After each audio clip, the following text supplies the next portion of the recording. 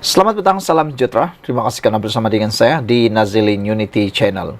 Ada orang kata, habislah Sanusi, kata mereka. Ini apabila Sanusi cuba menakut-nakutkan seorang perempuan atau lelaki yang telah mendedahkan berkaitan dengan isu Kedah Agro Holdings Berhad KAHB, yang mana menurut Sanusi pendedahan itu ialah sudah melampau, dan Sanusi cuba memprovokasi dengan mengatakan kita jumpa di mahkamah.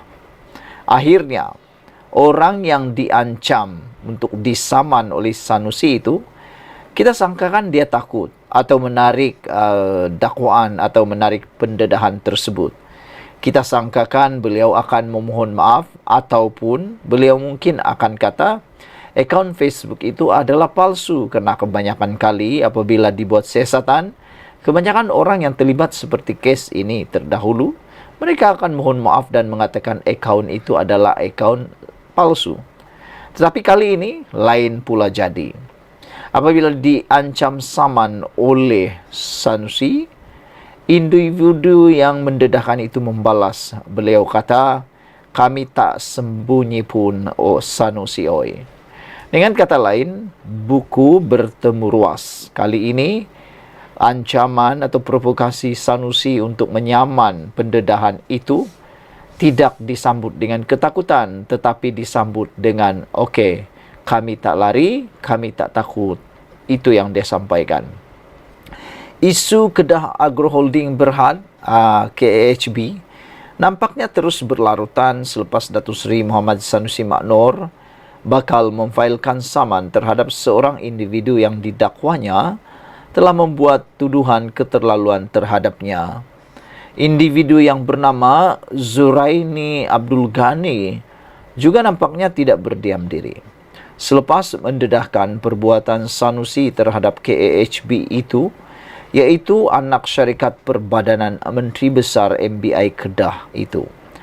Menerusi respon balasnya terhadap hantaran Sanusi, dia seolah tidak gentar dan berkata dirinya tidak pernah bersembunyi.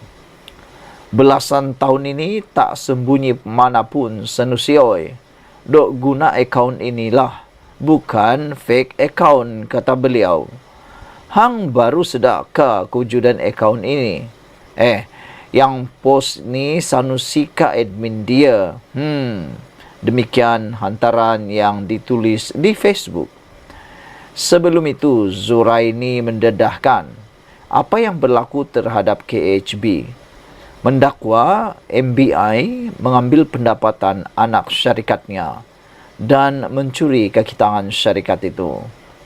Selain itu, dia mendakwa pengurusan tertinggi KAHB yang dilantik dalam lingkungan kenalan Sanusi pula hanya tahu membazirkan duit rakyat, tetapi akhirnya pekerja dipersalahkan.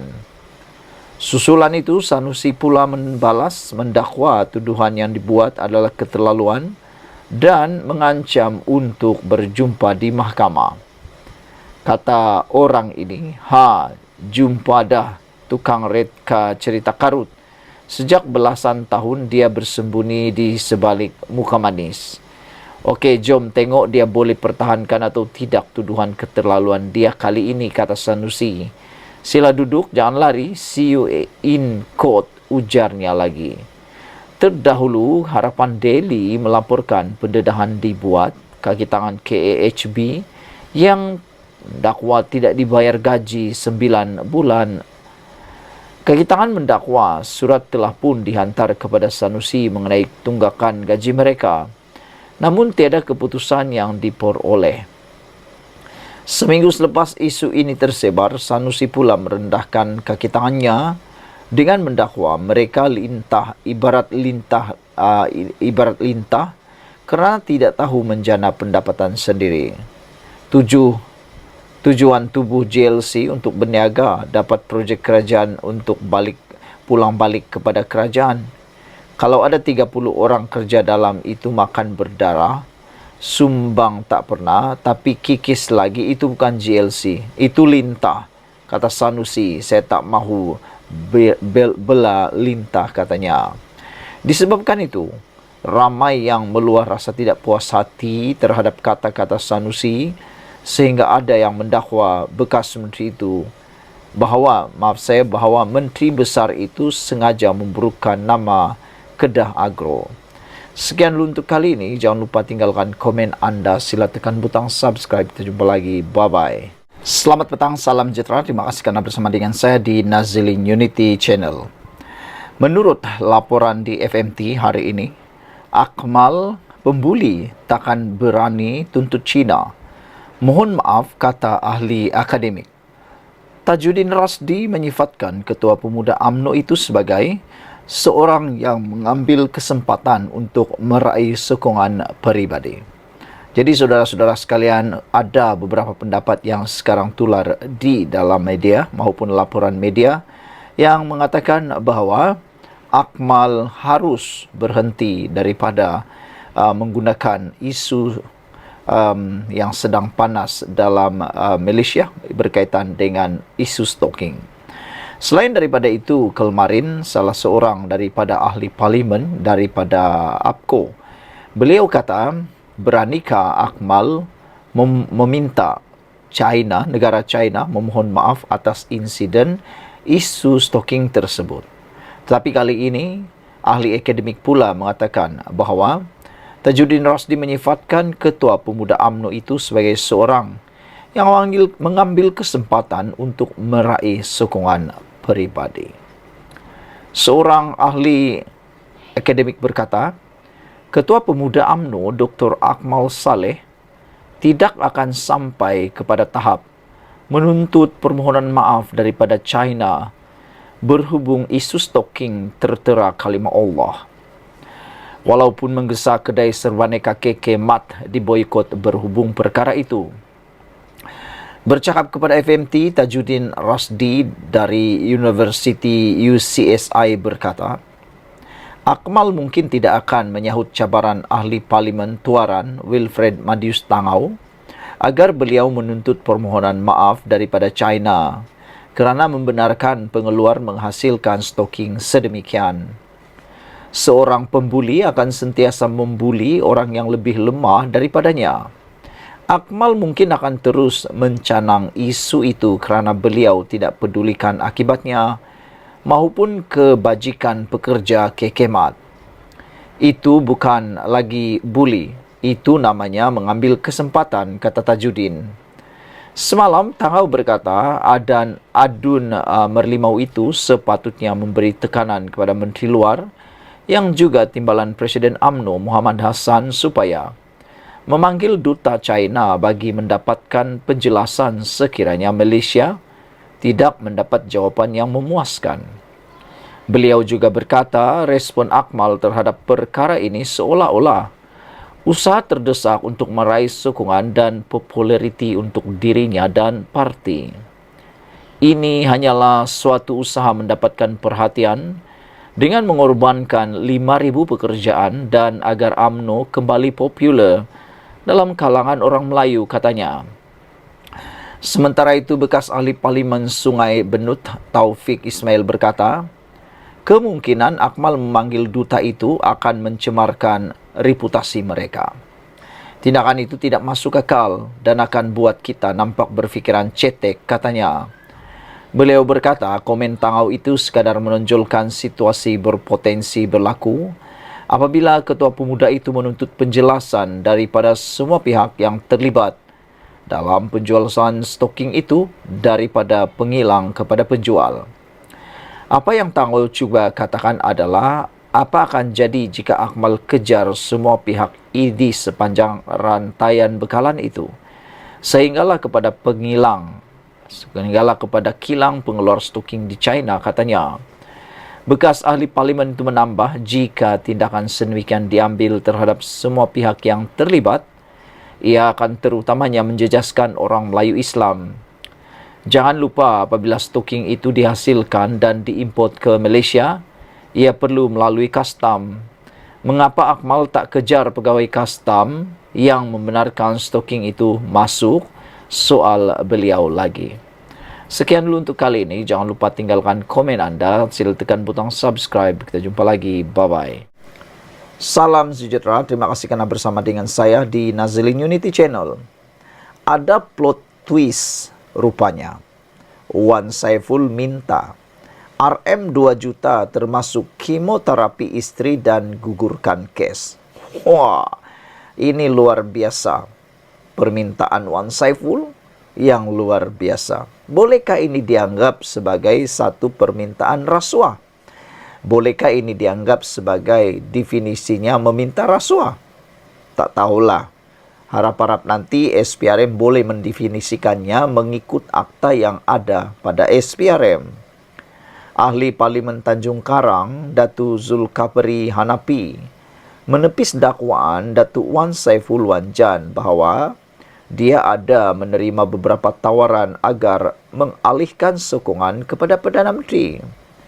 Zulkapri mendakwa tawaran tersebut sebenarnya permintaan daripada ahli parlimen Tasik Gelugur itu. Menurutnya, semua tawaran tersebut sebenarnya permintaan daripada Wan Saiful sebagai syarat untuk menyokong Datuk Seri Anwar Ibrahim. Namun kata netizen, apalah gunanya Anwar Ibrahim mendapatkan Wan Saiful nih? Sudahlah bermulut celupar kata mereka, selalu pula mengecam Anwar Ibrahim, hater nombor 1 Anwar Ibrahim. Buat apalah Anwar Ibrahim mendapat Wan Saiful ini kata mereka. Tiada makna dan tiada fungsinya untuk Anwar Ibrahim. Karena Anwar Ibrahim sekarang sudah ada sokongan lebih 2/3. Jadi buat apa lagi dengan Wan Saiful ini? Kata netizen.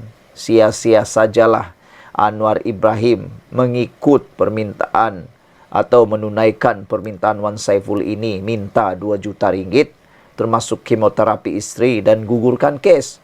Buat apa kata mereka? Tiada faedahnya untuk Anwar Ibrahim, kata netizen. Menurut ahli Parlimen Tanjung Karang ini, semua tawaran tersebut sebenarnya permintaan daripada Wan Saiful bagi sebagai syarat menyokong Datuk Seri Anwar Ibrahim. Katanya, Wan Saiful yang juga ahli Majlis Pimpinan Tertinggi Parti Pribumi Bersatu Malaysia turut berjumpa dengannya untuk mendapatkan penjelasan dan pengesahan berhubung peruntukan yang diterima selepas sokongan dibuat kepada Kerajaan Perpaduan. Selain itu, Zulkapri mendakwa antara lain yang turut diminta oleh Wan Saiful ialah peruntukan projek bernilai 2 juta ringgit, kos rawatan kemoterapi istrinya, serta pengguguran kes yang sedang dihadapi beliau. Adakah mungkin kerana syarat-syarat ini yang tidak masuk akal, maka individu-individu yang disebut oleh Wan Saiful iaitu Hasnan dan Datuk Azman tidak mampu melayan kehendak beliau? Maka beliau cuba untuk mendapatkan info dan kepastian dengan mendekati ahli parlimen Gua Musang, Muhammad Abzizi Abu Naim, dan juga saya sendiri kononnya bertanyakan tentang ubat menahan selera makan bagi menguruskan badan dengan suntikan seminggu sekali. Beliau kemudian telah sahkan untuk buat pesanan 2 botol ubat tersebut. Itu pun sebenarnya agak aneh. Dalam keadaan istrinya sedang hidap kanser dan terima kemoterapi yang beliau dakwa sangat terkesan, ditambah pula dengan kos rawatan ubat yang mahal, kenapa beliau sibuk pula nak kuruskan badan dengan ubat yang mahal? Adakah ada muslihat yang tersembunyi? Katanya dalam sidang media di Parlimen pada Isnin. Zulkapri juga berkata bahawa Wan Saiful didakwa memberitahu telah bersedia lebih awal untuk memberikan sokongan kepada Datuk Seri Anwar Ibrahim berbanding beliau. Wan Saiful mengaku pertemuan dengan Hasnan dan juga Datuk Azman adalah jauh lebih awal daripada pengumuman saya menyokong Perdana Menteri yang ke-10. Jadi semua penawaran itu adalah demand beliau sendiri. Pertemuan dan perbualan dengan saya atau Gua Musang adalah atas pertanyaan beliau sendiri untuk mendapatkan penjelasan dan kepastian dakwanya lagi.